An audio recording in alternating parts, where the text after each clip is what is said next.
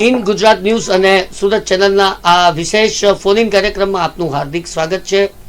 મારી સાથે ઉપસ્થિત છે શબ્દોના સ્વામી, ભાષાના અદ્ભુત જાણકાર, શિક્ષણવિદ, સાહિત્યકાર, વીર નર્મદ દક્ષિણ ગુજરાત યુનિવર્સિટીના સતત 2 ટર્મ સુધી રહી ચૂકેલા કુલપતિ ડોક્ટર દક્ષેશભાઈ ઠાકર. દક્ષેશભાઈ, આપનું હાર્દિક સ્વાગત છે. Thank you. મિત્રો, લોકડાઉનની પરિસ્થિતિની વાત કરીએ. અત્યારે આ જ્યારે એપિસોડ આપ સાંભળી રહ્યા છો ત્યારે આજે કંઈક રાહતના સમાચાર સુરતને પ્રાપ્ત થયા છે અને આજના દિવસની અંદર માત્ર 12 પોઝિટિવ કેસો નોંધાયા છે.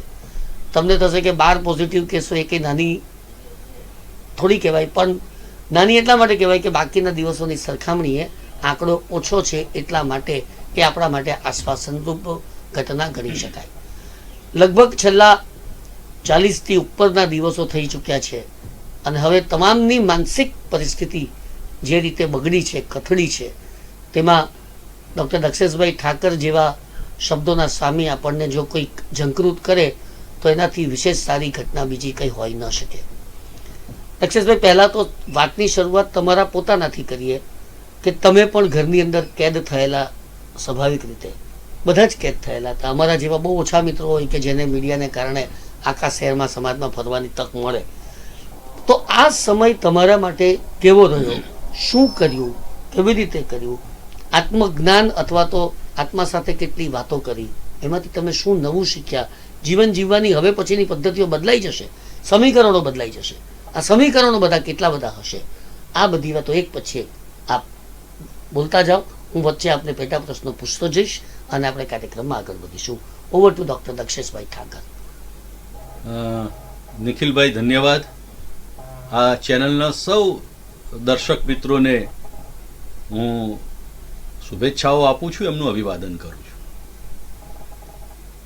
નિખિલભાઈએ પહેલા પ્રશ્નથી જ ફટકાબાજીની શરૂઆત કરી દીધી. એમ કહેવાય ને કે સચિન તેંડુલકર કે ધોની ક્રીઝ ઉપર આવે એટલે એક પણ બોલ ખાલી ન જાય. એમણે એમના પ્રશ્નની રિવોલ્વર મારા તરફ તાકી.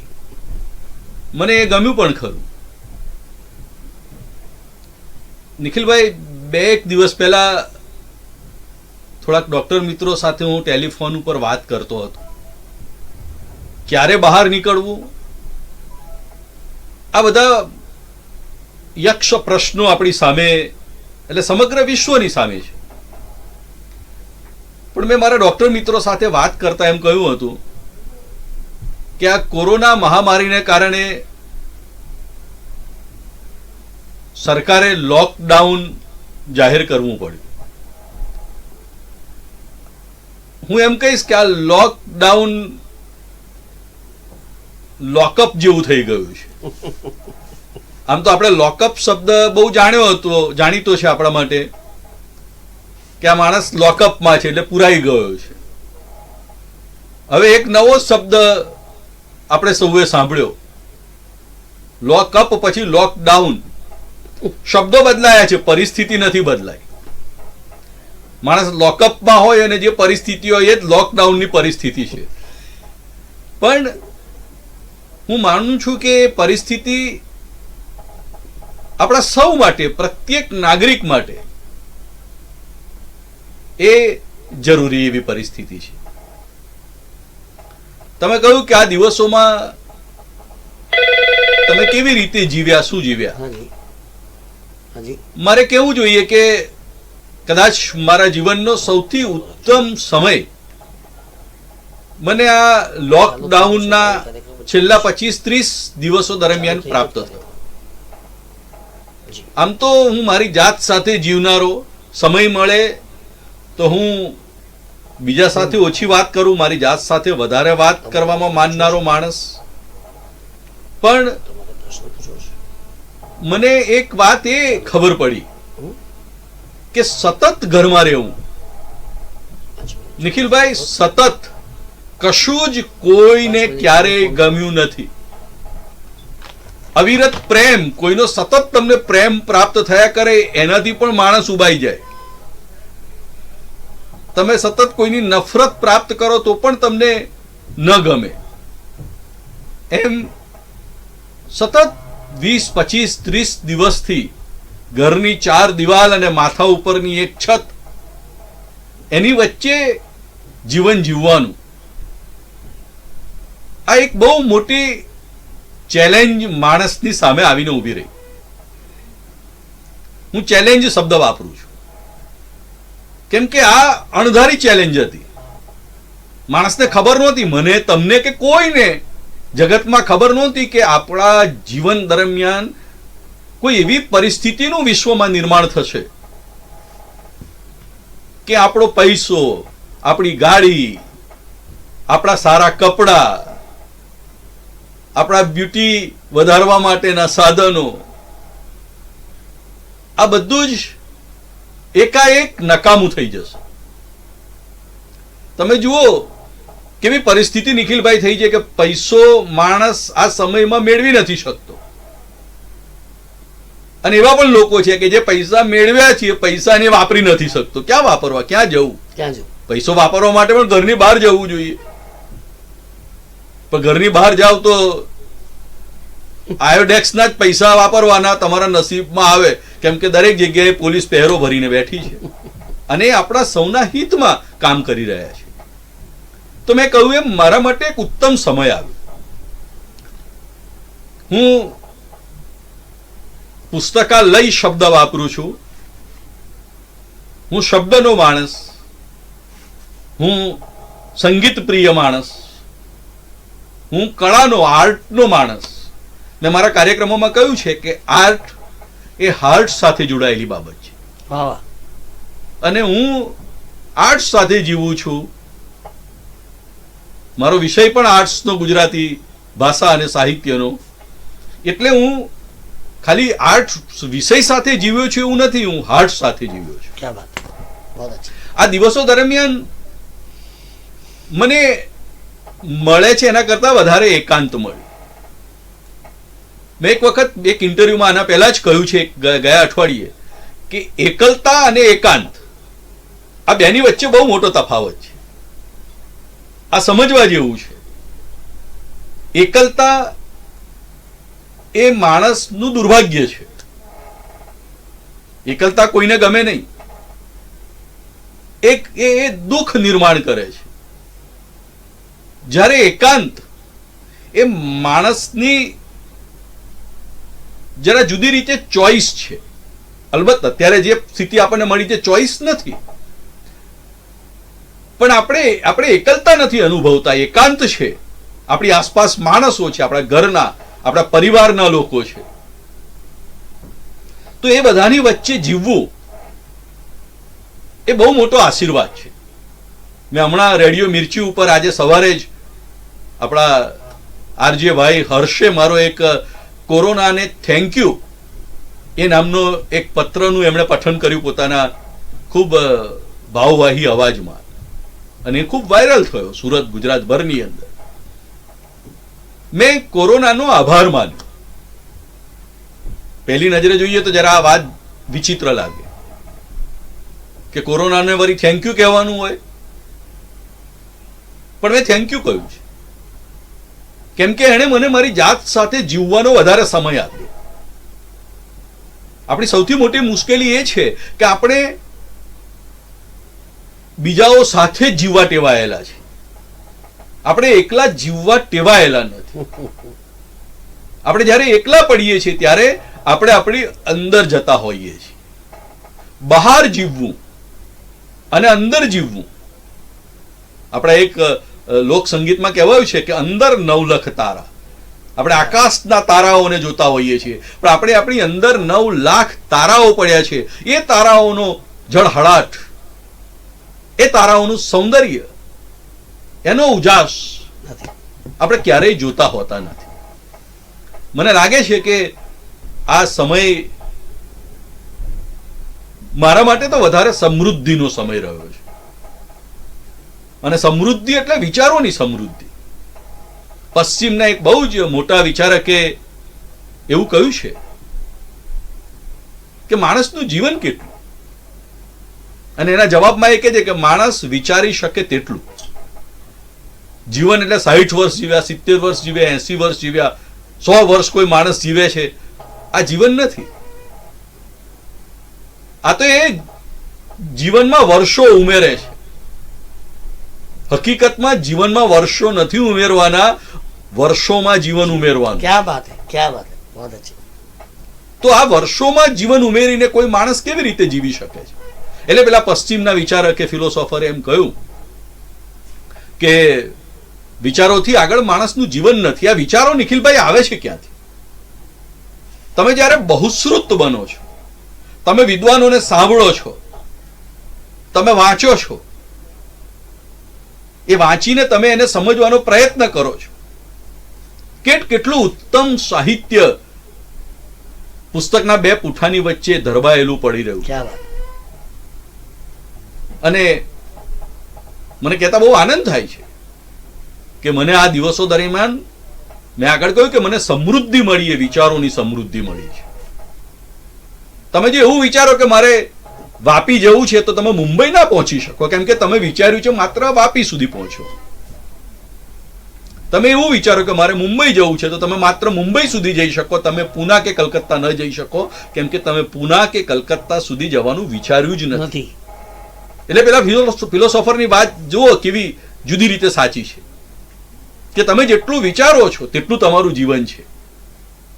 તમારે જાતે નક્કી કરવાનું છે, કેમ કે જીવન આપણું પોતાનું છે. એટલે આપણે નક્કી કરવાનું છે કે આપણે કઈ રીતે જીવવાનું છે.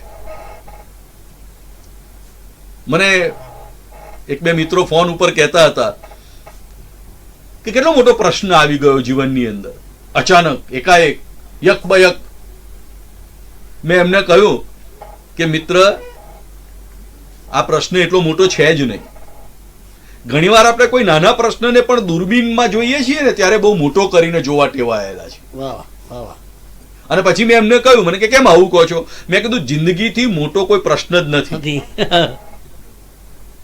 તો એ બધા પ્રશ્નોની અંદર, એટલે જિંદગીની અંદર બીજા જે કઈ પ્રશ્નો આવે છે તો બધા પેટા પ્રશ્નો છે. આ બધું આવ્યા કરે. જિંદગી સીધી લીટી પ્રમાણે ચાલે એવું ન બને. તમે રસ્તા ઉપર જાઓ તો બમ્પ આવે, ક્યાં બ્રેક મારવી, ક્યાં એક્સિલેટર દબાવવું એ આપણને આવડવું. નદી એક સીધી લીટીમાં જ વહી જાય તો એ નદીનું સૌંદર્ય હોય નહીં. એટલે જે પરિસ્થિતિ નિર્માણ થઈ છે એક વાયરસને કારણે, અને પાછો વાયરસ પણ કેવો,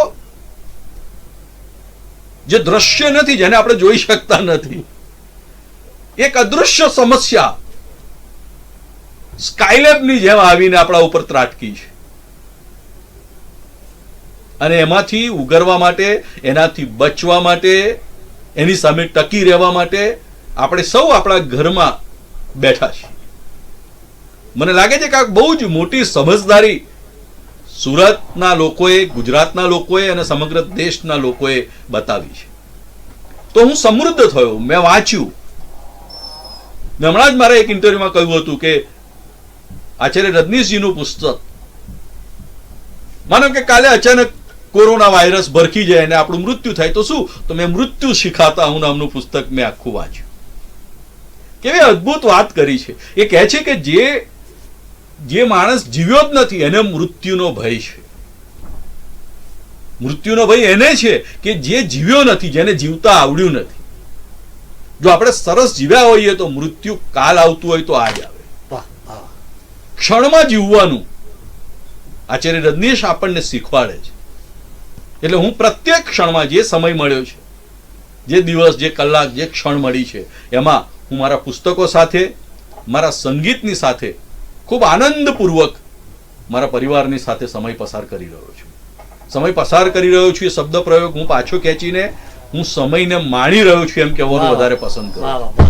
સમય તો પસાર થવાનો જ છે, તમે કરો કે ના કરો. સમયનો તો સ્વભાવ જ પસાર થવાનો છે.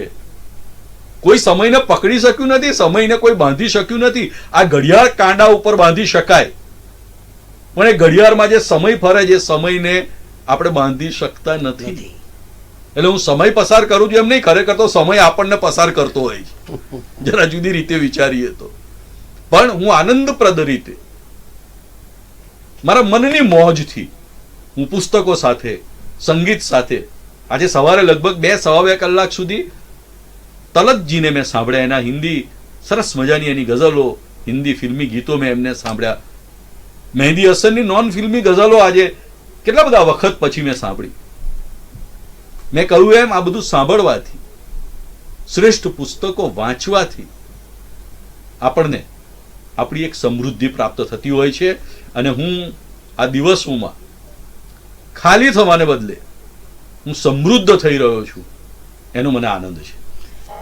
અક્ષસભાઈએ ખૂબ સુંદર વાત કરી. એમણે પોતાના આ સમયનો કેટલો સદુપયોગ કર્યો છે એની વાત કરી, પુસ્તકોની વાત કરી, કળા, સંગીત, સાહિત્ય, પુસ્તકાલય એમના ઘરની અંદર જે છે, એમનો પરિવાર, એમના પરિવારમાં જો કે એક જ વ્યક્તિ છે, એટલે એ પણ એક વધારાની વિશિષ્ટ પરિસ્થિતિ છે કે એકની એક વ્યક્તિ સાથે માત્ર 2 જણા આટલા બધા દિવસો એક સાથે વિતાવવાનું કેટલું બધું અઘરું હોય છે. નિખિલભાઈ, પશ્ચિમમાં તો એવું કહેવાય છે, પરદેશની અંદર ખાસ કરીને પશ્ચિમના દેશોમાં એ લોકોને બહુ આશ્ચર્ય થાય કે તમે એક જ વ્યક્તિ સાથે 20, 25, 30, 40, 50 વર્ષ રહી ગઈ એકની એક વ્યક્તિ સાથે ઘરમાં જીવી કેવી રીતે શકો, જેને આપણે લગ્ન સંસ્થા કહીએ છીએ. એ લોકોને ભારે આશ્ચર્ય થાય છે આપણા દેશના લોકોને, એની જીવનશૈલીને જોઈને. પણ આપણા સંસ્કાર એ પ્રકારના છે, આપણી સંસ્કૃતિ એ પ્રકારની છે, આપણા શાસ્ત્રોને કારણે, આપણા ધર્મને કારણે એક પ્રકારની સમજ આપણી અંદર પ્રગટેલી છે. એક જ વ્યક્તિ સાથે તમે કેમ ન જીવી શકો? તમારું વિચારોનું સામ્ય, એકબીજાના વિચારો મળતા આવે, એકબીજાને સમજો, એક પરસ્પર સમજવાના પ્રયત્ન કરો, તો મને લાગે છે કે એક જુદા પ્રકારનો આનંદ પ્રાપ્ત થતો હોય છે. 2 પ્રશ્નો તો હવે જીવનમાંથી નીકળી ગયા. હું પણ ઘરની બહાર જતો હતો ત્યારે મને પણ એવું પૂછે, જે અત્યાર સુધી કોઈએ પૂછ્યું નહોતું, પણ હવે પૂછે કે ભાઈ તમે ક્યાં જાઓ છો? એટલે હું કહું કે હું આ મિત્રને મળવા માટે જાઉં છું. મારા એક મિત્ર છે અડાજણ, આર કે પટેલને ઘરે બેસવા જાઉં છું, એમની ઓફિસમાં ચા પાણી કરીશ, વાતો કરીશું. હું ડુમ્મસ બી કે પટેલને ત્યાં બેસવા માટે જાઉં છું, બેસીશું દરિયા કિનારે જઈને મોજ કરીશું દરિયા કિનારા ઉપર. તો મને બીજો પ્રશ્ન તરત જ એમ પૂછે, ક્યારે આવશો? હજુ એક પ્રશ્નનો જવાબ પૂરો થાય ત્યાં બીજો પ્રશ્ન આવે, 303 ની ગોળીની જેમ, જવું જ પડે એમ છે. અને પછી ત્રીજો પ્રશ્ન કે ના જાવ તો નહીં ચાલે, જવું જ પડશે. આ બધા પ્રશ્નો આવે, પણ એ પ્રશ્નો પાછળનો પ્રેમ આપણે સમજવો જોઈએ. પણ આ પ્રશ્નો નીકળી ગયા લોકડાઉનને કારણે. જુઓ, ગૃહિણીઓ ભૂલી ગઈ, ઘરના લોકો કદાચ એકાદ મહિના પછી હવે આપણે બહાર જઈશું તો ક્યાં જાવ છો, ક્યારે આવશો, શાંતિથી આવજો, આવું પૂછશે કે કેમ, એ સવાલો આપણી સામે ઊભા થયા છે. પણ મેં કહ્યું એમ,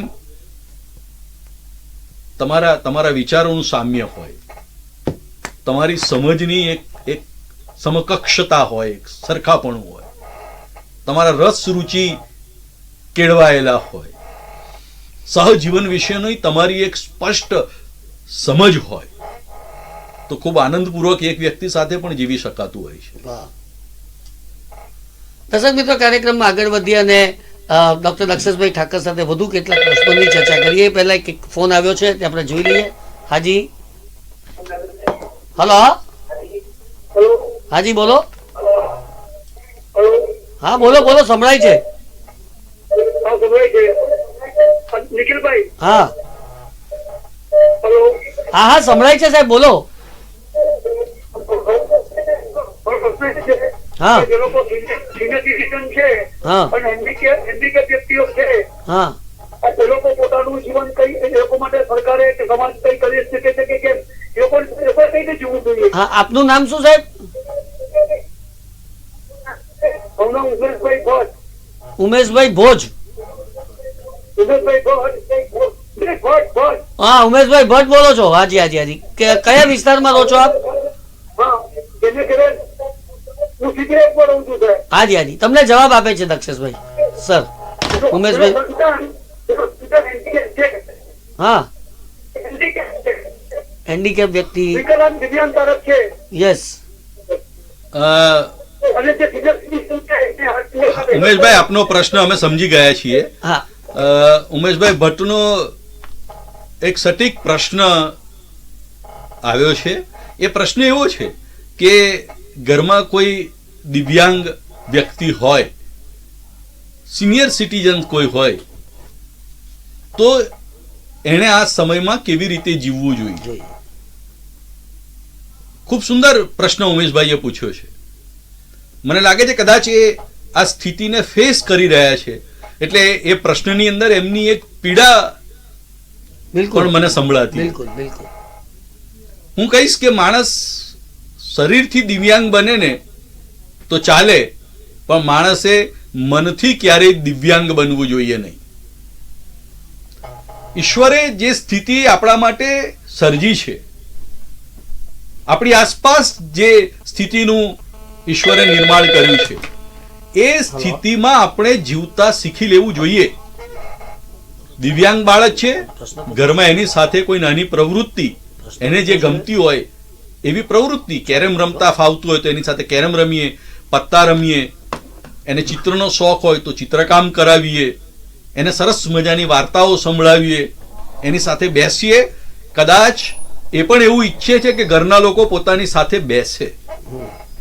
દરેક લોકો, મને તો ઘણા લોકો એવું કહે છે કે આ સારું થયું લોકડાઉનની પરિસ્થિતિ નિર્માણ થઈ. કદાચ વિચિત્ર લાગશે મારી વાત કોઈને, પણ મને ખરેખર એવું કહ્યું છે મિત્રોએ કે લોકડાઉનની સ્થિતિ સર્જાય તો સારું થયું, માણસ ઘરમાં તો રહે છે. તો આ ઉત્તમ સમય મળ્યો છે પોતાના સંતાનો સાથે, પોતાના ઘરમાં જે વૃદ્ધ વ્યક્તિ હોય એની સાથે જીવવાનું. આપણે વાંચન કરીએ, પુસ્તકો કદાચ ઘરમાં ન હોય, ઓનલાઈન મોબાઈલ, હવે તો સ્માર્ટફોન લગભગ દરેક માણસોના હાથમાં આવી ગયા છે. યુટ્યુબ ઉપર આપણે જઈએ, આપણે જે વાંચવું હોય, જે આપણે ઈચ્છતા હોઈએ એવું સાહિત્ય આપણને વાંચવા મળતું હોય છે. તો શ્રેષ્ઠ સાહિત્ય જે જીવનનું ઘડતર કરે છે એવું સાહિત્ય એક માણસ વાંચે. ઘરના 2-3 સભ્યો બેઠા હોય તો એ સભ્યો સાથે બેસીને એને સાંભળે. મને લાગે છે કે આવી રીતે સરસ સમય પસાર કરી શકાય. હું સમજી શકું છું કે ઘરની બહાર બિલકુલ જવાય જ નહીં, તમે નીકળી જ ના શકો, તો એક પ્રકારની ગભરામણ શબ્દ જરા મોટો શબ્દ છે, પણ અકળામણ થતી હોય છે, મજા નથી આવતી હોતી. એવું થવાનું, પણ એ સ્થિતિમાંથી જો આપણે બહાર નીકળી શકીએ તો જ આપણી સમજ વિકસેલી કહેવાય. અને બહાર નીકળવું પણ પડશે. જી, આપણે બીજા એક દર્શક મિત્રનો ટેલિફોન આવ્યો છે. યસ, તમારો પ્રશ્ન શું છે? હેલો, હાજી બોલો, આપનું નામ? હું જિગ્નેશભાઈ મોરી બોલું. જિગ્નેશભાઈ, કયા વિસ્તારમાંથી બોલો છો આપ? હું કડોદરામાંથી બોલું છું. અંબિકા માનવ સેવા ટ્રસ્ટનો ચેરમેન બોલું છું. બોલો. સામાજિક કાર્યકર્તા બોલું છું. હા બોલો. સુરત જિલ્લા વેપારી એસોસિએશનનો ચેરમેન બોલું છું. હા હા, તમારો પ્રશ્ન બોલો સાહેબ. સાહેબ, મારો પ્રશ્ન એક જ છે જી, કે આ જે લોકડાઉન કરી રહ્યા છે તેના માટે આપણે ખરેખર ડોક્ટર ને, નર્સને ને બધાને પહેલા તો સેલ્યુટ કરીએ છીએ, પોલીસને બધાને સેલ્યુટ કરીએ છીએ કે એ લોકો સારી કામગીરી બજાવે છે. તમારો પ્રશ્ન મારે એ પૂછવું છે જી કે આપણે પરમિટ ધારકો છે, જયારે સરકારે આપી છે 70,000 પરમિટ ધારકોને પરમિટ આપી છે દારૂની, એ લોકો માટે પરમિટ કેમ નથી ખોલતા? પણ એમાં દક્ષેશભાઈ શું કરી શકે? પણ હે, દક્ષેશભાઈ ઠાકરને પ્રશ્ન પૂછવાનો છે. પરમિટ ધારકોનો પ્રશ્ન એ સરકાર, તમે મને પૂછી શકો ને પછી એ રજૂઆત બીજે કરી શકું. અત્યારે આપણે ડોક્ટર બીજો બી એક પ્રશ્ન છે. હા તે બોલો બોલો સર, જરા સાંભળો ખરા. હા, કે આ બધું એકદમ સારું છે કે મોબાઈલ માસ્ક લઈને ફરે છે, હા આ લઈને ફરે છે, હા સરકાર એકદમ સાવચેત છે. જી એના માટે હું વંદન કરું છું, જી એના માટે નથી. હા પરંતુ આ જે કાળા બજારિયા છે, હા. કાળા બજારિયા હા જે આપણા ગુજરાતના વ્યસનિયા છે, હા કે જેને ગુટકા વગર ચાલવાનું નથી, તમાકુ વગર ચાલવાનું નથી, દારૂ વગર ચાલવાનું નથી, હા ને એવું રૂપાણી સાહેબ એવું સમજે છે કે આપણે અહીંયા આપણે ગુજરાતમાં જો આ નાબૂદ થઈ ગયું તો એને કહેજો કે ભૂલી જજો. આ ખોટા પૈસા લઈને લોકો પી છે ને પછી પેલા દારૂના લઠ્ઠા ખાય ત્યારે એમ કહેશે કે ભાઈ અમે જવાબદાર નથી. એ ખોટી વાત છે. એના માટે મારે આ જવાબ માંગવો. સમજી ગયા. જિગ્નેશભાઈ, આપનો સવાલ અમે સમજી ગયા છીએ. અપેક્ષા ન હોય એવો સવાલ તમારા તરફથી અમને પ્રાપ્ત થયો છે, પણ હું એનો જવાબ મારી રીતે આપીને તમને સંતોષ આપવાનો પ્રયત્ન કરી રહ્યો છું. પરમિટ ધારકો વિશે તમે વાત કરી કે એ લોકો મુશ્કેલીમાં છે, મળતું નથી. આ બધા પ્રશ્નો ડિબેટના પ્રશ્નો નથી એમ મારું સ્પષ્ટ મંતવ્ય છે. આ ગુજરાત છે, પરમિટ છે, જુદી વસ્તુ છે કે તમને પરમિટ મળી છે, તમને અધિકાર છે, તમે પીવો તો કોઈ કેસ ના થાય વગેરે વગેરે. પણ એક વસ્તુ જીવનમાં સમજી લેવી જોઈએ, ચલાવતા અને નભાવતા શીખી લેવાની જરૂર છે. માણસ કશા વગર ન જીવી શકે એવું નથી સિવાય કે શ્વાસ. આ વિચાર મનમાં દ્રઢ કરી લેવો જોઈએ. બધા વગર જીવનમાં ચાલી શકે છે. આપણને આ દિવસોમાં ખબર પડી ગઈ કે પિઝા અને બર્ગર વગર ચાલે છે, પેપ્સી અને આઈસ્ક્રીમો વગર ચાલે છે. તમે જુઓ ને, આઈસ્ક્રીમ ખાવાના દિવસો, બરફના ગોળા ખાવાના દિવસો, આઈસ્ક્રીમ અને બરફના ગોળા ખાવાના દિવસોમાં આપણે ઉકાળા પીવા પડે છે, ગરમ ઉકાળા. આનાથી વધારે ખરાબ સ્થિતિ શું હોય? આવી સ્થિતિમાં પણ જો આપણે પીવા વિશે વિચારીએ, રહી જ ના શકીએ. મને લાગે છે કે આપણો આ નબળા મનની નિશાની છે. મનને મજબૂત કરી દઈએ, બધા વગર ચલાવી શકીએ છીએ. આ ભાવ મનમાં દ્રઢ કરીએ. ગુટકા, અરે ભાઈ, વિદેશોમાં છે ગુટકાની દુકાનો ને બધું, પરદેશના લોકો એ બધું ખાય છે. આ બધી કુટેવો આપણે જાતે ઊભી કરી છે. યાદ રાખજો, એક વિદ્વાને એમ કહ્યું છે કે તમને ગમે તે પ્રવૃત્તિ કરવા માંડો, નહીં તો જે કરવા માંડશો તે પ્રવૃત્તિ ગમવા માંડશે. ગુટકામાં એવું કશું નથી, બીડી સિગરેટમાં એવું કશું નથી કે તમે ગરમ ધુમાડો અંદર લો અને ગરમ ધુમાડો બહાર કાઢો. તમને મળે છે શું સિવાય કે કેન્સર, ફેફસાના રોગો? તમે મસાલો, માવો 120, 400, 300 મને તો નામે ખબર નથી, જીવનમાં ખાધું નથી એટલે ખ્યાલ નથી મને વસ્તુનો. પણ જે કંઈ તમાકુના પ્રકારો અને મસાલા જે કંઈ પ્રકારના આવતા હોય એ મસાલાઓને કારણે મોઢાના કેન્સર થાય છે. આ આપણે કેમ સમજતા નથી? સરકાર આપણને એવું કહેશે કે તમે આ ન પીશો, આ ના ખાશો. એમ આપણું જીવન છે, આપણે જાતે નક્કી કરવાનું છે. આ ખાધા વગર હજાર, કરોડો લોકો જીવી રહ્યા છે. મનને મજબૂત કરીએ. મન ખીલો છે, મન કેન્દ્ર છે. આ બધું એની આજુબાજુ ફર્યા કરે છે. આ બધા લોભ, આ બધી લાલચો, આ બધા વ્યસનો આપણા મનના કેન્દ્રની આજુબાજુ ભમ્યા કરે છે. એને મન સુધી ન આવવા દઈએ એવો પ્રયત્ન કરીએ, એવી અપેક્ષા હું રાખું છું. જિજ્ઞેશભાઈ, કદાચ એમને એવું પણ છે કે અખબારની અંદર આ સમાચાર થયા હતા કે કોરોનાથી બચવું હોય તો લીકર એટલે કે દારૂ પીઓ તો એને કારણે જે જીવડાઓને નિખિલભાઈ, સેનાથી બચી શકાય ને સેનાથી મરી શકાય એ હજુ કશું નક્કી નથી. મેં આગળ જ મેં વાત કરતી વખતે એમ કહ્યું કે આ સ્કાયલેબ છે, આ તો ગમ્મત છે, આ વોટ્સએપ મેસેજ છે. એવું કઈ સિદ્ધ થયું છે કે તમે દારૂ પીશો એટલે કોરોના મટી જશે? કોણે કહ્યું? કોઈ પરદેશની લેબની અંદર કોઈ રિસર્ચ બહાર પડેલું છે? કોરોના તો જતો રહેશે ને કેન્સર આવશે. હું સ્પષ્ટ આ બાબતનો વિરોધી માણસ છું. આ ગુજરાત છે, ગાંધીનું ગુજરાત છે. સરકારે જે નિયમો કર્યા છે, સમાજે જે બંધનો કર્યા છે એને સ્વીકારીને એને વશ વર્તીને માણસોએ જીવવું જોઈએ. ના રહી શકાય એવું કશું નથી. થોડા દિવસ વધારે રહેશો ને તો મને લાગે છે કે ઘરવાળા એમ કહેશે કે ભગવાનની કૃપા થઈ નથી મળતો. ઘરમાં પૂછો તો એમ કહે છે કે સારું થયું માવા નથી મળતા, સારું થયું બીડી સિગરેટો નથી મળતી, સારું થયું કે દારૂ નથી મળતો, પીવા નથી મળતું. તો પીધા વગર શાંતિથી ઘરમાં રહ્યા જ આટલા દિવસથી. આવું પણ બની શકે છે. રાઈટ. કાર્યક્રમમાં આગળ વધ્યા ને તમે બહુ સરસ વાત કરી કે જીવનમાં વર્ષો નથી ઉમેરવાના, વર્ષોમાં જીવન ઉમેરવાનું છે. અને એ જીવન તમે અત્યારે ઉમેરી રહ્યા છો, જાત જાતની ઘરની અંદર પ્રવૃત્તિઓ જે કરો છો તે. અહીં બહુ મહત્વનો પ્રશ્ન ઉપસ્થિત થાય છે કે તમારું ને મારું વિશ્વ, હવે આપણી તો એક ચોક્કસ ઉંમર થઈ એટલે આપણે આગળ શું ના બહુ પ્રશ્નો ઉપસ્થિત થતા નથી. પણ જેને માટે આ વર્ષ બહુ જ અગત્યનું છે એવા વિદ્યાર્થીઓના ભાવિનું શું? આ એક બહુ મોટો પ્રશ્ન, ચિંતાનો વિષય છે. ખાસ કરીને આપ નર્મદ દક્ષિણ ગુજરાત યુનિવર્સિટીના કુલપતિ થઈ ચૂક્યા છો. એવા સમયે અને એવા સંજોગોની અંદર એક એવા તબક્કે આ કોરોનાનું સંક્રમણ થયું છે જ્યારે લગભગ વાર્ષિક પરીક્ષાઓ નજીક હતી. બહુ લકી છે એ મિત્રો ધોરણ 10 અને ધોરણ 12ના ગુજરાત માધ્યમિક બોર્ડના વિદ્યાર્થીઓ કે જેમની પરીક્ષા પૂરી થઈ ગઈ છે. પરીક્ષાના પેપરો ચેક થઈ રહ્યા છે. CBSEની પરીક્ષા હજુ લેવાઈ નથી. કોલેજની પરીક્ષાઓ હવે સપ્ટેમ્બર માસમાં જાય તેવી પણ શક્યતાઓ નકારી શકાતી નથી. એટલે આ જે પ્રશ્ન છે, અને એ પ્રશ્નની સાથે એક બીજો પ્રતિપ્રેષા પ્રશ્ન એવો છે કે જે રીતે ઓનલાઈન એજ્યુકેશનનું ભારણ ડેવલપ થયું છે, એ ભારણ છે કે ખરેખર સારું છે મને નથી ખબર. એ જ સમીક્ષા તમારી પાસે અપેક્ષા છે કે આ બધી વસ્તુઓની જરૂરિયાત કેટલી કે પછી દરેક જણા પોતાની દુકાન ચલાવે તેવી રીતે અત્યારે શિક્ષણની હાથડીઓ ઓનલાઈન ચાલુ થઈ ગઈ છે? આ બાબત વિશે પણ તમે કંઈક વાત કરો. ખૂબ સુંદર પ્રશ્ન નિખિલભાઈ તમારા દ્વારા પૂછવામાં આવ્યો છે. તમે કહ્યું કે હું યુનિવર્સિટીમાં કુલપતિ પદ તરીકે એના પદ હોદ્દા ઉપર રહ્યો છું 6 વર્ષ 2 ટર્મ સુધી. મારું એ સદભાગ્ય છે એમ હું માનું છું. સુરતે અપાર પ્રેમ અને આદર આપ્યો છે ને હજી પણ આપે છે. હું નથી એ પદ ઉપર, તો પણ પદ કે ખુરશીથી ઓળખાય એવો હું માણસ નથી, એ બહુ સ્પષ્ટ સુરત પણ સમજી ગયું છે, હું તો સમજેલો છું.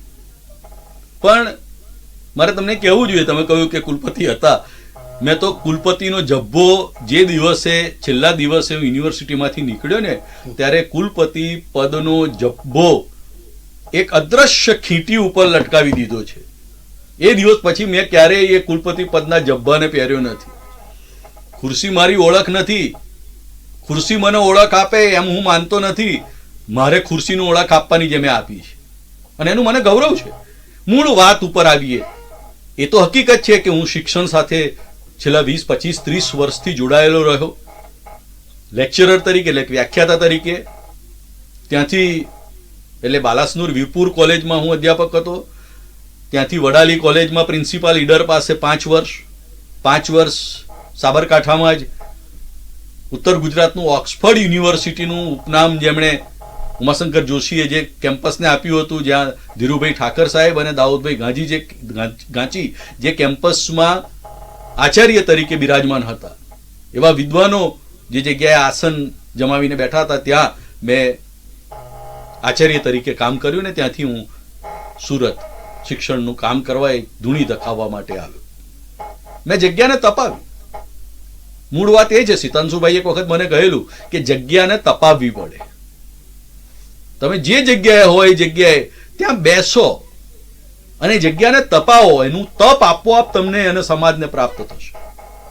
એટલે તમે મને શિક્ષણ વિશેનો પ્રશ્ન પૂછ્યો ને મારે જવાબ આપવાની મારી નૈતિક જવાબદારી છે. તમે પરીક્ષાની વાત કરી. વિદ્યાર્થીની ચિંતા તો વિદ્યાર્થી છે ને એ ચિંતા થાય એટલા માટે કે પ્રત્યેક ઘરમાં બાળક છે, એટલે વિદ્યાર્થીની ને પરીક્ષાની ને અભ્યાસની ચિંતા અત્યારે પ્રત્યેક ઘરમાં છે. પ્રત્યેક ઘરમાં છે એમ માનીને તમે ચાલો. કેમ કે ચાની લારી વાળો, પરાઠા વેચનારો માણસ લારી ઉપર, ફૂટપાથ ઉપર, કોઈ મોટો મોલ ચલાવતો માણસ, કોઈ ઉદ્યોગપતિ હોય, કોઈ રાજકારણી હોય, ગમે તેટલા મોટા પદ ઉપર બેઠેલો માણસ હોય, કોઈ અધિકારી હોય, પોલીસ કમિશનર કે કલેક્ટર શ્રી હોય, આ બધાના ઘરમાં એક બાળક છે. અને જ્યાં જ્યાં બાળક છે ત્યાં ત્યાં એના અભ્યાસની અને એની પરીક્ષાની ચિંતા હોય, એ બહુ સ્વાભાવિક છે. એટલે એ સ્વાભાવિક પ્રશ્ન તમે પૂછ્યો છે, પણ મારો પ્રશ્ન સ્વાભાવિક નથી. આ સ્વાભાવિક પ્રશ્નનો જવાબ હું જરા અસ્વાભાવિક રીતે આપવા માંગુ છું. તમને કદાચ આશ્ચર્ય થશે, કદાચ મારી કહેવાની આ શૈલી પણ છે. તમે એમ કહ્યું કે પરીક્ષાનું શું થશે વિદ્યાર્થીઓને. અરે ભાઈ, શાળા, શિક્ષક, આચાર્ય, સરકાર આ જે પરીક્ષા લેશે ને, અત્યારે તો કુદરત સૌથી મોટી અને છેલ્લી પરીક્ષા લઈ રહી છે. અત્યારે કુદરત જે પરીક્ષા લઈ રહી છે મારીને તમારી, એનાથી મોટી પરીક્ષા તો જીવનમાં આપણે પ્રાર્થના કરીએ ઈશ્વરને, અલ્લાહને, ઈસુને કે આવી પરીક્ષા ફરી વખત આપણા જીવનમાં ન આવે અને કદાચ કોઈના જીવનમાં ના આવે એવી પ્રાર્થના આપણે તો કરીએ. તો આવડી મોટી પરીક્ષા જયારે આપણી સામે આવીને ઊભી હોય, પેલું આપણે ત્યાં કહેવત છે કે હાથીના પગલામાં બીજા બધા પગ સમાઈ જાય. કુદરત જયારે આટલી મોટી પરીક્ષા લેતું હોય ત્યારે બીજી નાની નાની પરીક્ષાઓ વિશે આપણે વિચારવા બેસીએ તે હું તો યોગ્ય જ નથી જોતો. આપણે જીવીશું તો આવી કેટલીય પરીક્ષાઓ આપી શકીશું. પહેલી આપણી જવાબદારી આ મોટી પરીક્ષાને પાસ કરવાની છે. આપણી સમગ્ર શક્તિ, આપણી સમગ્ર સમજ આની આસપાસ આપણે જીવતી રાખવાની છે. પણ હું આમ કહીને પ્રશ્નોમાંથી છટકવા પણ નથી માંગતો. જેનું બાળક હોય, જેનું બાળક 10મા કે 12મા ધોરણમાં બોર્ડની પરીક્ષા આપી હોય, એનું પરિણામ, એનો આગળનો અભ્યાસ, કેવા કેવા સ્વપ્નાઓ આંજીને બાળકો, અને બાળકો કરતા વધારે તો એમના મા બાપો એમના સંતાન, એમના સંતાનોના પેરેન્ટ્સ, વાલીઓ એ વધારે મોટા સપનાઓ, રંગબેરંગી મેઘધનુષી સપનાઓ પોતાની આંખોમાં આજે સ્વાભાવિક છે. પણ મારે જે કહેવું છે તે એ છે કે સરકાર આ બધી પરિસ્થિતિઓ ઉપર બહુ બારીક નજર રાખી રહી છે. સરકારમાં બેઠેલા અધિકારીઓ, ખાસ કરીને શિક્ષણની વાત છે ત્યારે શિક્ષણ સાથે સંકળાયેલા સૌ અધિકારીઓ આની ચિંતા કરી રહ્યા છે. એટલે હવે આવતીકાલે કેવી પરિસ્થિતિનું નિર્માણ થશે, લોકડાઉન હજુ તો આપણને ખબર જ નથી. હવે તો હજુ એવું કે છે કે હજુ લોકડાઉન લંબાઈ શકે છે. જાત જાતની વાતો આપણી પાસે આવે છે. એ લંબાઈ પણ શકે છે, ન પણ લંબાય. તો જે પ્રકારની પરિસ્થિતિનું નિર્માણ થશે એ પ્રકારે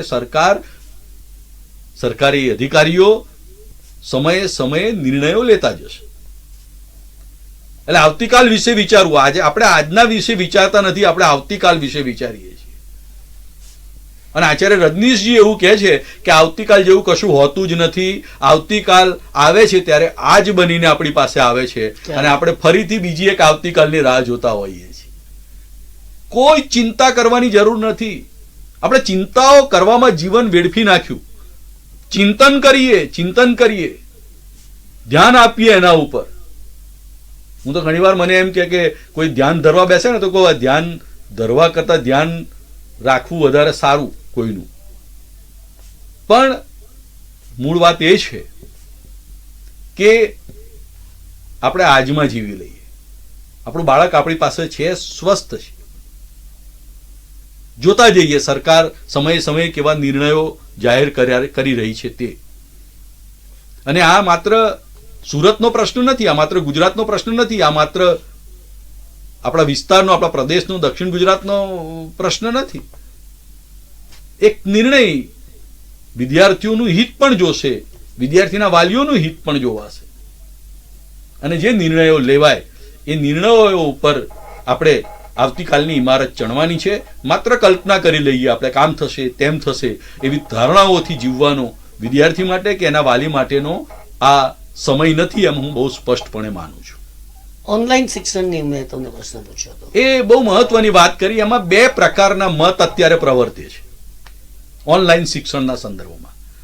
કેટલાક લોકો એવું માને છે કે ઓનલાઈન શિક્ષણ બહુ સારું છે. ઘરમાં બાળક આપણી સામે જ બેઠું છે, એ ભણે છે એની આપણને ખબર પડે છે. પેલું તો શાળાએ જાય તો ખ્યાલ ના હોય કે ક્લાસમાં જ છે કે બીજે છે. એટલે એક મત એવો છે કે ઓનલાઈન શિક્ષણ આ પરિસ્થિતિમાં બાળક ભણે તો છે, અને બીજો એક મત એવો છે કે ઓનલાઈન શિક્ષણને કારણે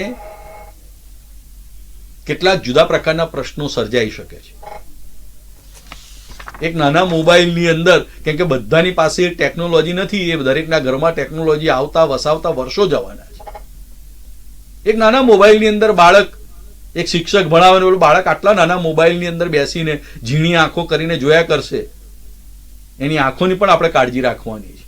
આંખો બગડે, કલાક, 1.5 કલાક, 2 કલાક, 3 કલાક સતત તમે મોબાઈલની અંદર બાળક જોયા જ કરે ને ભણ્યા જ કરે, તો એ આંખોના કેટલા મોટો પ્રશ્નો એની સામે આવવાના છે એની પણ આપણને ખબર નથી. એટલે આવો પણ મત છે કે એને કારણે એનું મન વિક્ષિપ્ત થાય છે, મિત્રો સાથે મળી શકતો નથી, શાળાની અંદર સહજ રહી શકતો નથી. આ બધી વસ્તુઓ છે. છતાં હું એમ કહીશ કે પશ્ચિમની અંદર, વિદેશોની અંદર ટીચરલેસ સ્કૂલનો કન્સેપ્ટ આવી ગયેલો છે. આ શબ્દ કદાચ આપ સૌ દર્શકો માટે નવો હશે. કેટલાક દેશે એવો પ્રયોગ છેલ્લા 1.5-2 વર્ષથી શરૂ કરી દીધો છે કે શાળાની અંદર શિક્ષક હોય જ નહીં. શિક્ષકો જો આ કાર્યક્રમ અત્યારે નિહાળતા હોય તો ચેતી જવા જેવું છે. આગ પોતાના પગના અંગૂઠા સુધી આવી ગયેલી છે. અને આ હું અભ્યાસ કર્યા પછી વાત કરી રહ્યો છું. ત્યાં સ્કૂલમાં શિક્ષકો છે જ નહીં, ટેકનોલોજીને કારણે માણસો ખસી ગયા છે. તમે જુઓ, યંત્રો આવ્યા. યંત્રો આવવાને કારણે જે કામ 25 માણસો ભેગા થઈને કરતા હતા એ કામ એક યંત્ર ઉપર એક જ માણસ બેસીને કરવા લાગ્યો છે. એવું શાળામાં શિક્ષણના સંદર્ભમાં પણ થયું છે. શાળા કે કોલેજની અંદર હવે શિક્ષક કે અધ્યાપકો હોતા જ નથી. એ શાળામાં જાય છે, એ કોલેજમાં જાય છે અને ટેકનોલોજી એક જગ્યાએ જઈને એક લેબમાં બેસે છે. એક સ્ક્રીન હોમ થિયેટર હોય છે. થિયેટરમાં હું પોતે ગયો છું. ઇંગ્લેન્ડ હું ગયો, યુકેમાં મારે જવાનું થયેલું ત્યારે લંડન યુનિવર્સિટીની મેં મુલાકાત લીધી હતી. આપણા બહુ જાણીતા ગઝલકાર અદમ ઘોડીવાલા જેને આપણે કહીએ છીએ, વલ્લભ વિદ્યાનગરમાં એ અંગ્રેજીના અધ્યાપક હતા એજ્યુકેશન ડિપાર્ટમેન્ટની અંદર, અને એમણે મને ત્યાં બોલાવ્યો હતો. ત્યારે એમણે મને કહ્યું કે શિક્ષણમાં આપણો મૂળ રસ છે તો આપણે એક યુનિવર્સિટીમાં જઈએ. મને એ 2 દિવસ અમે એક યુનિવર્સિટીમાં ગયેલા અને અમે ત્યાં આગળ જોયું કે ત્યાં ભૂગોળ બોર્ડ બ્લેકબોર્ડ ઉપર ભણાવવામાં નથી આવતું. એક થિયેટર છે. તમે બેસો, ચંદ્ર તારા સૂરજની વાત કરવામાં આવે, આકાશ વિશે તમને ભણાવવામાં આવે, આકાશ વિજ્ઞાન વિશે જો વાત કરવામાં આવે તો એ ત્યાં કોઈ ટીચર બોલતો નથી. ત્યાં એક સરસ મજાની એવી ફિલ્મ છે કે એ તમે જુઓ એટલે તમને એમ લાગે કે હું અત્યારે ચંદ્ર ઉપર વિહરી રહ્યો છું. અને મેં પોતે અનુભવ કર્યો. એની બહુ મોટી અસર થતી હોય છે. કોઈ કલાપીનું પ્રેમ કાવ્ય કે રાવજી પટેલનું કોઈ કવિતા 58-60 વર્ષના શિક્ષક કે અધ્યાપક ભણાવતા હોય અને ટેકનોલોજીમાં ખૂબ સુંદર અવાજની અંદર કોઈ વ્યક્તિ એ કાવ્ય લયબદ્ધ રીતે ભણાવતું હોય તો સાંભળવું અને જોવું ગમતું હોય છે. એટલે ટેકનોલોજીના વિકાસને કારણે આવી પરિસ્થિતિઓ નિર્માણ થઈ છે. આવતા 4-5 વર્ષની અંદર સુરતમાં પણ એવી શાળાઓ શરૂ થશે કે જ્યાં શિક્ષકો વિદ્યાર્થીને ભણાવતા જ નહીં હોય.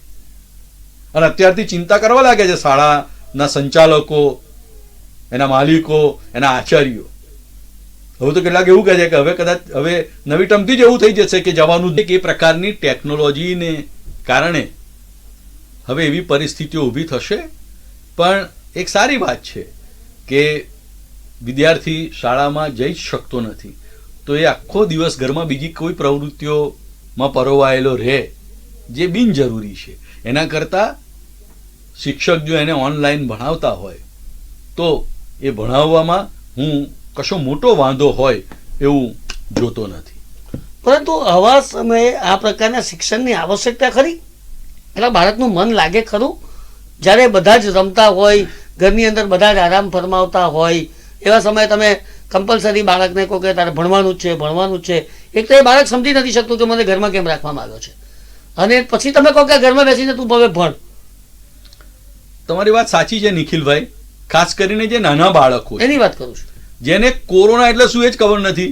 પણ પછી મને એવું થાય કે અત્યારે તો વોટ્સઅપ ઉપર એવા બધા નાના નાના બાળકોના વિડીયો લોકો મૂકે છે કે બાળકો આપણને કોરોના વિશે સમજાવે કે કોરોના શું છે એના વિશે. નાની નાની દીકરી, નાનો કોઈ દીકરો સરસ મજાનો પોતાનો વિડીયો કરીને મૂકે છે. મને એમ થાય કે આ પેઢી આપણા કરતાં કદાચ વધારે સમજદાર છે. એવું માનવાની ભૂલ કરવા જેવું જરા પણ નથી નિખિલભાઈ કે આ બાળકો કોરોના શું છે, લોકડાઉન શું છે એના વિશે કશું જાણતા નથી. એવી ભૂલ કરવાની જરૂર હું જોતો નથી.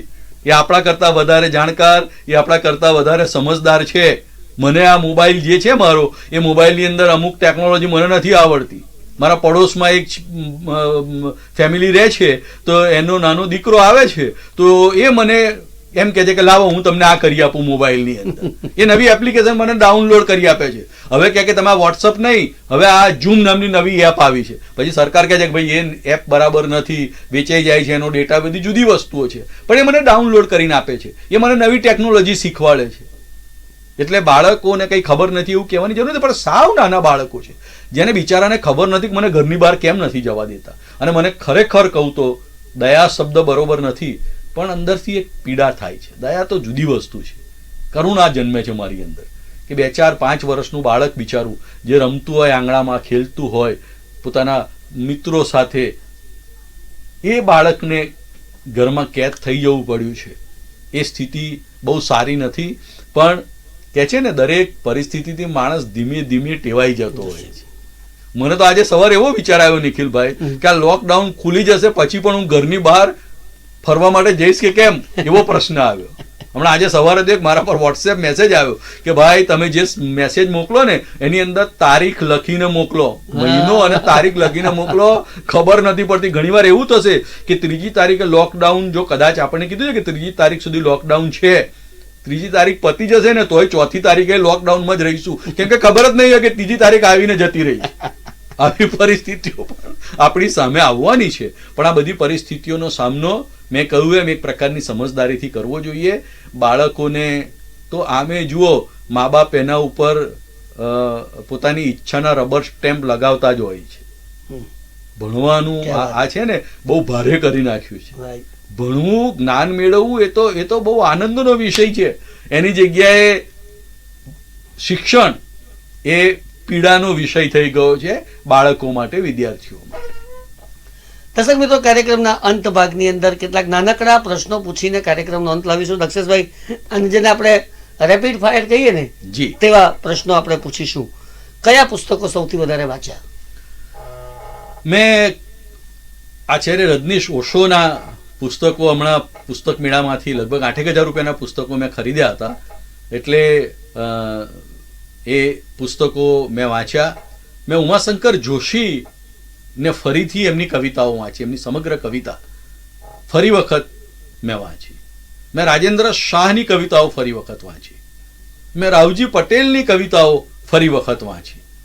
મારી આંખે કંકુના સૂરજ આથમ્યા, મારી વહેલ સંગારો વીરા, સગને સંકોરો રે અજવાળા પહેરીને ઊભા શ્વાસ. ફરી ફરીને વાંચવું ગમે. મેં પન્નાલાલ પટેલની મળેલા જીવ અને માનવીની ભવાઈ નવલકથા, જેમને જ્ઞાનપીઠ એવોર્ડ મળ્યો હતો ઉમાશંકરભાઈને અને પન્નાલાલ પટેલને એક જ વર્ષે, તો એ પન્નાલાલ પટેલનું કથા સાહિત્ય મેં ફરી વખત વાંચ્યું. મને ગમે છે. ટાગોરની ગીતાંજલિ હું ફરી વખત વાંચી રહ્યો છું. હું ફાધર વાલેસના થોડાક પુસ્તકો જે મેં એક જગ્યાએ સાચવીને મૂકી રાખ્યા હતા, કદાચ 10-12 વર્ષથી મેં વાંચ્યા નહોતા, ફાધર વાલેસના નિબંધો હું વાંચી રહ્યો છું. હું સુરેશ જોશીની લઘુ નવલો કથાચક્ર નામે જે પ્રગટ થયેલી છે એ એમનું કથા સાહિત્ય વાંચું છું. એમના નિબંધો, ઘર વિશે એમણે એક સરસ નાનો 1.5 પાનાનો નિબંધ લખ્યો છે. એમણે તાવ વિશે નિબંધ લખ્યો છે. એમણે કહ્યું કે ઘર નાનું હોય તો એના કેટલા બધા ફાયદા છે. આપણે એવું વિચાર કે ઘર મોટું હોવું જોઈએ. આ સાહિત્યકાર છે, જુદી રીતે જુદા એંગલ ઉપર જઈને ઉભા રહીને વિચારે છે. એની જોવાની દૃષ્ટિ જુદી છે. એ એમ કહે છે કે ઘર કોઈ દિવસ બહુ મોટું ના હોવું જોઈએ, ઘર નાનું હોવું જોઈએ. નાનું ઘર હોય તો બધા સાથે જીવી શકે. ઘર જેટલું મોટું, દરેકના પોતપોતાના ઓરડાઓ અલગ અલગ, એટલે સાંજ પડે, સમય થાય, ડાઇનિંગ ટેબલ ઉપર જમવા આવે તો સાથે બેસે, નહીં તો પોતપોતાની રીતે જમી લે અને પોતાના રૂમમાં પોતાના માળામાં ભરાઈ જાય. પંખીઓ જેમ સાંજ પડે ને પોતાના માળામાં ભરાઈ જાય, એમ બાળકો, યુવાનો પણ હવે પોતપોતાના રૂમમાં ભરાઈ જતા હોય છે. તો મેં એ વાંચ્યું અને એ વાંચવાની મને ખૂબ મજા આવી છે. રાઈટ. બીજો રેપિડ ફાયરનો પ્રશ્ન, કયા કયા ફિલ્મ જોયા? ગુજરાતી, હિન્દી, અંગ્રેજી કે બીજી કોઈ ભાષાના, અને કયા એક્ટરના? ફિલ્મો હું બહુ જોતો નથી. છેલ્લા 25-30 વર્ષથી ફિલ્મ જોવાનું તો લગભગ મારું છૂટી ગયેલું. એને જુદા કારણો છે. એક બહુ લાંબી એની વાતો છે, અત્યારે આપણે કરવાનો આપણી પાસે સમય નથી. પણ વર્ષો સુધી મેં ફિલ્મો નથી જોઈ. પણ છેલ્લા થોડા સમયથી મારે ફિલ્મો જોવી પડે છે. ઘરમાં એક નાનું હોમ થિયેટર છે, એટલે ઘરેથી આગ્રહ કરે કે બપોરના સમયે આપણે સાથે બેસીને ફિલ્મ જોઈએ, તો અમે નાના ઘરના હોમ થિયેટરની અંદર બંને સાથે બેસીને, હું અને મારા પત્ની, એ બંને બેસીને ફિલ્મ જોતા હોઈએ છીએ. એ મારા પસંદની હોતી નથી, કેમ કે ફિલ્મોમાં મારા માટે પસંદ નાપસંદ જેવું કશું છે નહીં. મેં કહ્યું એમ મારા રસનો વિષય નથી, પણ એને જે ફિલ્મો ગમતી હોય, એમ કે આ સરસ ફિલ્મ આવી છે, એક થપ્પડ ફિલ્મ સારી હતી, તો એણે મને કહી એ વિમન એમ્પાવરમેન્ટની ફિલ્મો જોવાનું એને વધારે ગમે છે. હું મને છેલ્લા 8-10 દિવસની એની જે ફિલ્મોની પસંદગી છે એ જોતા લાગ્યું અને મને આનંદ થાય છે. દરેકે પોતાની રીતે પોતાની સમજ પ્રમાણે જીવવું જોઈએ. એટલે હું પણ એની સાથે બેસીને એ ફિલ્મો જોઉં છું. મેં કહ્યું એમ ગુજરાતી ફિલ્મ પણ 1-2 મેં જોઈ છે, મને ગમી છે. પણ એના કરતાં વધારે હિન્દીમાં જે થોડીક નવી ફિલ્મો આવી રહી છે, જરા જુદી રીતે કરીબ સિંગલ એક ફિલ્મ છે, એ ફિલ્મ થોડા સમય પહેલા મેં જોઈ. ગોલમાલ મને પરેશભાઈ ખૂબ ગમે, મારા તો અંગત મિત્ર પણ છે પરેશ રાવલ, પણ એમનો અભિનય બહુ અદ્ભુત છે એટલે મને એ જોવાનું ગમે કે આ મનને તંગ કરે એવા વાતાવરણની અંદર મનને જરા આનંદ આપે એવું વાંચવું, એવું થોડુંક મને 1-2 દિવસથી લાગ્યું છે. એટલે ગોલમાલ એમની ફિલ્મ જોઈ મેં જોઈ હતી તો પણ મજા આવી, વારે વારે જોવાની ગમે, વારંવાર જોવાનું મન થાય. વિનોદ ભટ્ટના હાસ્ય નિબંધો હું વાંચી રહ્યો છું, બકુલ ત્રિપાઠીને મેં વાંચ્યા, તો એક પ્રકારનો આનંદનો અનુભવ કરી રહ્યો. ત્રીજો રેપિડ ફાયરનો પ્રશ્ન કે બહાર એવી જે વસ્તુઓ તમે ખાતા હતા જે આ કોરોનાને કારણે તમે નથી ખાઈ શકતા, તેનો ઘરમાં કયો પ્રયોગ કેવી રીતે કર્યો? બહાર બહુ ખાવા માટે હું ટેવાયેલો નથી. દુર્ભાગ્ય એ છે, દુર્ભાગ્ય શબ્દ પણ બરોબર નથી, હું એ શબ્દ પાછો ખેંચું છું, પણ મારી મુશ્કેલી એ છે કે બહારનું મને ન ભાવતું હોવા છતાં હું એટલો બધો સામાજિક બન્યો છું, અથવા તો સુરતે મને એટલો બધો આત્મીય બનાવ્યો છે એટલે લગભગ દરરોજ સાંજ પછી તો કોઈ ને કોઈ મિત્રોને ત્યાં કોઈ ફાર્મ હાઉસની અંદર, કોઈ લગ્ન સમારંભોની અંદર મારે જમવા માટે જવું જ પડે છે. અને હું બહુ પ્રસન્ન ચિત્તે જે કંઈ થોડું જમતો હોઉં એ જમતો હોઉં છું, એમની સાથે બેસીને એક આનંદ છે. પણ મેં જેમ ફિલ્મ મારા રસનો વિષય નથી, એમ ખોરાક ભોજન પણ મારા રસનો વિષય નથી. માણસો 2 પ્રકારના હોય. ગમ્મતમાં હું કહું છું કે લોકો ખાઈ ખાઈને જીવે અને જીવી જીવીને ખાય, 2 જ પ્રવૃત્તિ મોટા ભાગે લોકો કરે છે. પણ મને ગમે છે સ્વાદિષ્ટ રસોઈ હોય તો. હું પોતે એક સારી રસોઈ બનાવી શકું છું એની મને ખબર છે. મેં લગભગ 8-10 વર્ષ સુધી જાતે ઘરમાં રસોઈ બનાવી છે. હું 10-12 પ્રકારના પુલાવ, બિરયાની બનાવી શકું છું. હું ચા બહુ સરસ બનાવું છું. મેં હમણાં કહેલું એ પછી બહુ વાયરલ થયું કે શાહજહાએ મુમતાજ માટે તાજમહેલ બાંધી આપ્યો. હવે તાજમહેલ આપણી પાસે મુમતાજ નથી, મુમતાજ હોય તો તાજમહેલ બાંધી શકીએ એટલા પૈસા આપણી પાસે નથી. બેંકોમાંથી લોન મળે પણ હવે એ પણ એટલું લાંબી પ્રક્રિયા થઈ ગઈ છે કે લોન આપણને આપે પણ નહીં. તો આ પત્ની માટે તાજમહેલ બાંધવો ને એના કરતા વધારે ઘરમાં બેસીને રસોડામાં જઈને સવારમાં લોટ બાંધવો એ તાજમહેલ બાંધવા જેટલી જ મહત્વની બાબત છે એમ હું માનું છું. તો આટલા સરસ વિદ્વત્તાપૂર્ણ વાતો પછી કાર્યક્રમનો અંત લાવીએ. ડોક્ટર દક્ષેશભાઈ, આપનો ખૂબ ખૂબ આભાર. આપની આજની આ જે મુલાકાત, આજનો આ ફોન ઇન કાર્યક્રમ લોકોને ચોક્કસ નવી દિશા કોરોનાના સંદર્ભની અંદર જીવાડવા માટે બહુ પૂરતી છે એમ હું સ્પષ્ટપણે માનું છું. તો ઇન ગુજરાત ન્યૂઝ અને સુરત ચેનલ વતી હું નિખિલ મદ્રાસી ડોક્ટર દક્ષેશભાઈ ઠાકર અને આપ સૌનો આભાર માનીને આ કાર્યક્રમ સંપન્ન કરું છું.